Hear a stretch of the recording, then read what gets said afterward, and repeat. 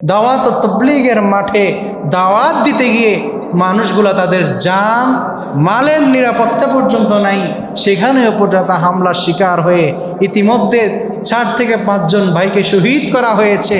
এবং কি সেখানে এমন অবস্থা হয়েছে তাদেরকে তো হত্যা করা হয়েছে, এরপরে এখনও প্রায় 70 উপরে মানুষ হসপিটালে ভর্তি।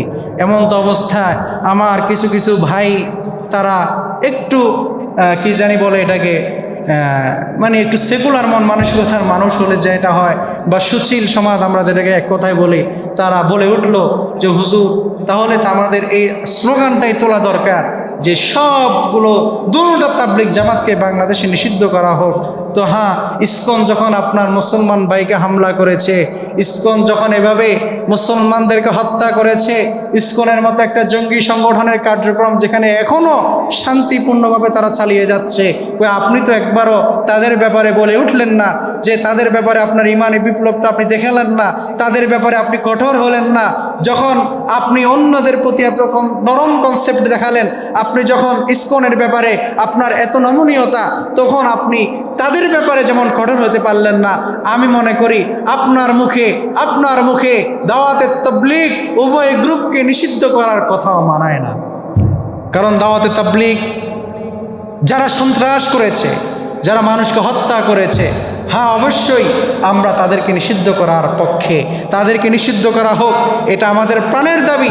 কেননা তারা মানুষের কাছে দ্বীন ইসলামকে ছোট করেছে গোটা পৃথিবীর কাছে, এজন্যই সৌদি আরব অনেক আগেই নিষিদ্ধ করে দিয়েছে। কিন্তু হ্যাঁ, ওলামায়ে কেরামের এর ব্যাপারে নরম কনসেপ্টের একটা কারণ আছে। সেই কারণটা কেন? তার কারণ হচ্ছে সৌদি আরবের প্রেক্ষাপট, সৌদি আরবের বিষয় আমাদের বাংলাদেশের বিষয় অনেক আকাশ পাতাল পার্থক্য।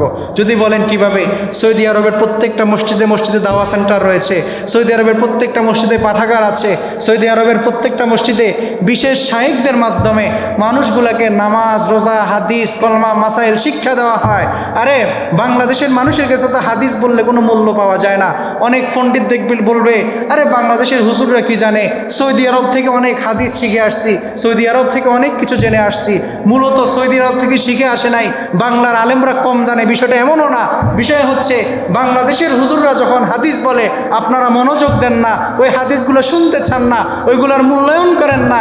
সৌদি আরবের শায়েখরা যখন বলে তখন অবশ্যই একটা আবেগগণ পরিস্থিতিতে আপনারা বসেন, কারণ সৌদি আরবের মানুষরা হাদিস বুঝে, হাদিস শুনে, হাদিসের কদর করতে জানে।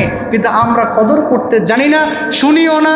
এই জন্যই আমরা আমাদের আলেমদেরকে আমরা মূর্খ অথবা তুচ্ছ-তাচ্ছিল্যতার সাথে দেখি। আমাদের কাছে হাদিসের মূল্য নাই।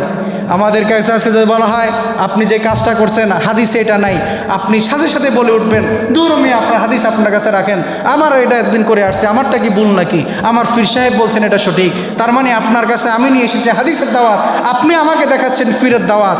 আর আপনি সৌদি আরবে যান, আপনি একটা মানুষকে হাদিস দেখাবেন, সে তার বাপের মত হোক, দাদার মত হোক, সে তার হাদিসকে সে প্রাধান্য দিবে।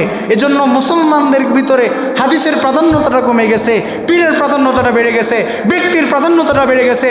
এই জন্য মাওলানা সাদ 15টার মতো কুফরি বক্তব্য দেওয়ার পরেও বাংলাদেশে কিছু মূর্খ, কিছু জাহেল এখনো তার পক্ষে লাঠিসোঁটা নিয়ে আলেমদের গায়ে হাত তুলতে চায়। তার কারণে একটাই, ব্যক্তি পূজা, ব্যক্তি পূজা, ব্যক্তি পূজা। এই জাতিকে শেষ করেছে ব্যক্তি পূজা।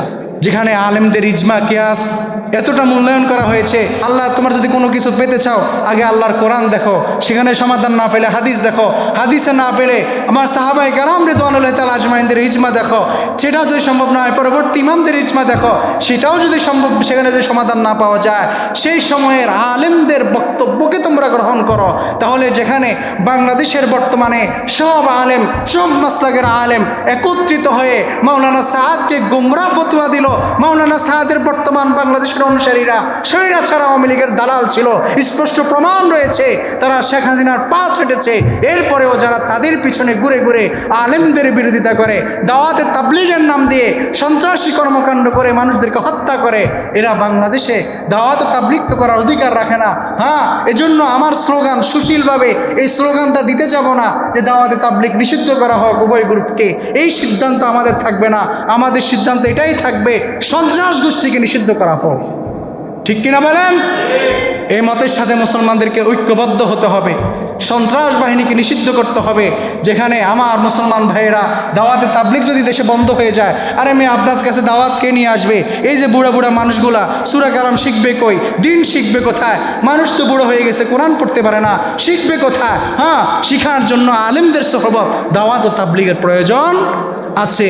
আর এটাকে টিকায় রাখতে হলে আলেমদের বাহিরে কোনো সাধারণ পাবলিকের কাছে, আমি নিজেই পাবলিক, আমি যদি যে পাবলিকের কাছে দিন শিখতে, সে আমারে কি শিখাবে আর আমারে কি শিখবে? আমি নিজেই আছি মরার অবস্থা, আরেক মরার কাছে যদি আমি যাই তাহলে আমার হালাত কি হবে?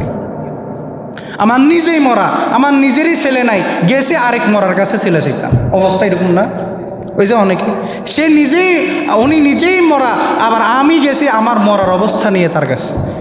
অবস্থাটা এরকম কিন্তু যে আমার নিজেই আমি মরতেছি, আমি আবার যাচ্ছি পাবলিকের কাছে দিন শিখতে। তা আমার অপরাধটাকে আমি কেন ওইখানে যেতে হবে? আমি তো এখানেই শিখতে পারি। ওই যে ওনারা তো আরও ভালো জানে, বসেন শিখেন, তাবলিগে যাওয়ার দরকার কি? জন্য আলেমদের অনুষ্ঠানে, আলেমদের অনুসারে যে তাবলিগ চলে তার পক্ষে থাকবে আমাদের সাপোর্ট, তাদের সঙ্গী হব, দিন সেখান থেকে শিখব। সকলে পড়ে ইনশাআল্লাহ। সাথে সাথে প্রত্যেকটা জালেম, প্রত্যেকটা জুলুমের বিরুদ্ধে আমরা থাকবো কঠোর। সন্ত্রাস বাহিনীর বিরুদ্ধে আমরা থাকবো কঠোর।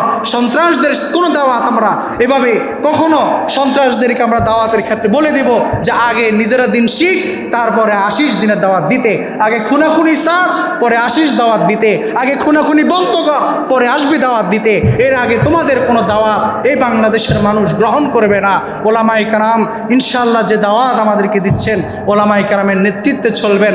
সাহাবায়ে কেরাম নবীজি করিম সাল্লাল্লাহু আলাইহি সাল্লামের দাওয়াতে চলে চলে যেভাবে নিজের দিনকে জিন্দা করেছেন, অন্ধকার এই সমাজকে ভেঙ্গে আলোকিত করেছেন, সেজন্য আমাদেরকেও আলেমদের সাথে চলে চলে আবু বকরের ভূমিকায়, ওমরের ভূমিকায়, ওসমানের ভূমিকায় চলে চলে চলে চলে আলেমদেরকে নিয়েই এই অন্ধকারচ্ছন্ন এই সমাজকে ভেঙে আলোকিত করতে হবে।